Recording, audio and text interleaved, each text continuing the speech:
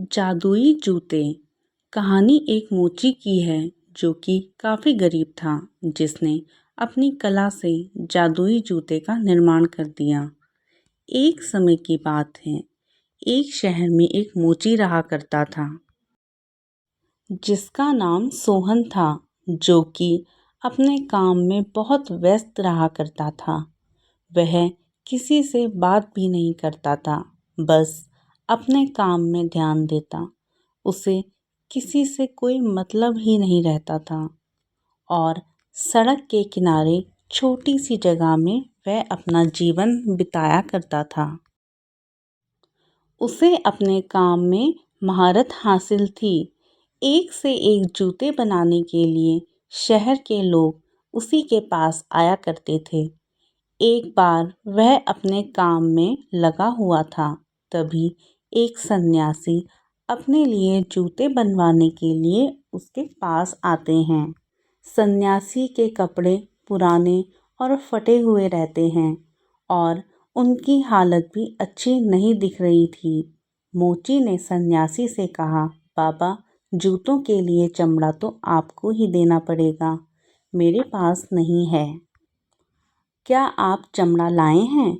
सन्यासी ने एक पेड़ की छाल मोची को दे दी और कहा, तुम इसके जूते बनाओ।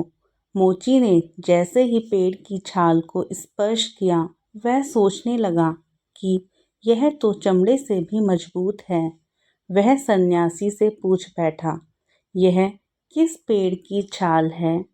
लेकिन सन्यासी ने उसकी बात का कोई जवाब ही नहीं दिया और मुस्कुराते हुए कहा, मुझे शीघ्र निकलना है, तुम अपना काम प्रारंभ करो। तभी मोची अपने कार्य में लग गया और कुछ घंटों की मेहनत के बाद ही मोची ने सन्यासी के लिए बहुत सुंदर जूते बना दिए। दोस्तों, अगर आपको स्टोरी अच्छी लग रही हो तो प्लीज़ एक लाइक ज़रूर करें। चलते हैं कहानी की ओर। मोची खुशी से सन्यासी को जूते पहनने के लिए बुलाता है।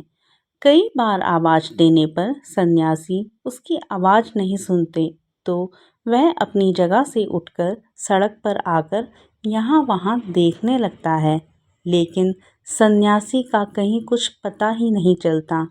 मोची परेशान हो जाता है और सोचता है, भला अब वह इन जूतों का क्या करेगा। मोची को उसकी मेहनत के पैसे भी नहीं मिले थे, इसलिए वह थोड़ा नाराज़ भी था। मोची ने सोचा, चलो शायद थोड़ी देर बाद सन्यासी बाबा आ ही जाएंगे। मोची को बैठे बैठे शाम हो गई, लेकिन सन्यासी वापस नहीं आए। मोची के दुकान बंद करने का समय हो गया था। तभी वह सोचता है, थोड़ा सब्जी ले आऊं, और वह वही जूते पहन लेता है जो उसने सन्यासी के लिए बनाए थे। और जैसे ही वह जूते पहनता है, अगले ही पल वह सब्जी मंडी में आकर खड़ा हो जाता है, जहां आने की बात वह मन में सोच रहा था। मोची बाजार के बीच में पागलों की तरह बर्ताव करता है, क्योंकि उसे यह बात बहुत अजीब लग रही थी कि वह इतनी जल्दी यहाँ कैसे पहुँच गया। वह सोचता है कि उसे तो सड़क के किनारे होना चाहिए, और अगले ही पल वह सड़क के किनारे खड़ा नज़र आता है। अब मोची का दिमाग चलना शुरू हो जाता है।